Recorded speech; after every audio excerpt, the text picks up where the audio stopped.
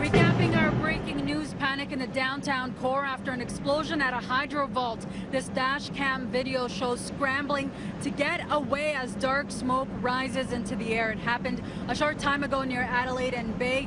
No injuries to report as of yet. All lanes at the intersection are now closed while fire crews investigate. Buses are rerouting around the area. I'm joined now by Kevin Aucoin. You are with the platoon chief with Toronto Fire. Tell us, what do we know, and can you actually show us a little bit about where the incident occurred? Crews responded to smoke coming out of a grate here, and there was a report of explosions before their arrival. When they arrived on scene, they had smoke still emitting from the grate on the street. We had crews quickly check the surrounding buildings for any extension or to see if there was any fire extension of smoke into the buildings. There was none. So at that point, we just secured the area, waited for Hydro to arrive on scene, and continue with their size up of the scene. So. Did you need to evacuate any buildings?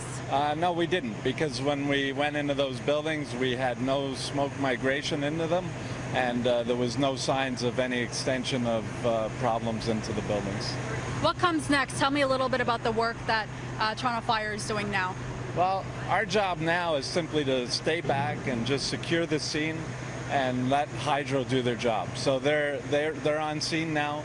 They'll be basically doing their size up of the situation and then dealing with that incident. Thank you. That's Kevin Aucoin, platoon chief with Toronto Fire. And now Toronto Fire is leaving the work up to Toronto Hydro. I'm joined now by Brian Bucket. Tell me a little bit about what you know so far. What caused the explosion? Well, we don't know that right now. What we know is that there was some sort of a fire event that affected our feeders. We're not really sure the extent of the damage. We know that 2 feeders have been affected, and we need to get into the area and figure that out right now, and we're working with fire to do so safely. In terms of time, do we know how long this may take until the street is once again deemed safe? It's difficult to know that because we have to work with fire and we have to figure out is there anything else that's of any concern in terms of trace fire elements or anything like that.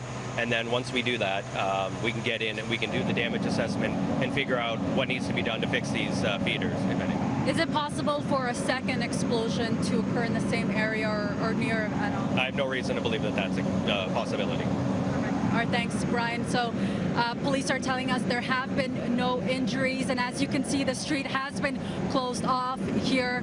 People are being told to avoid this area. You can stay tuned to City News and citynews.ca for the latest.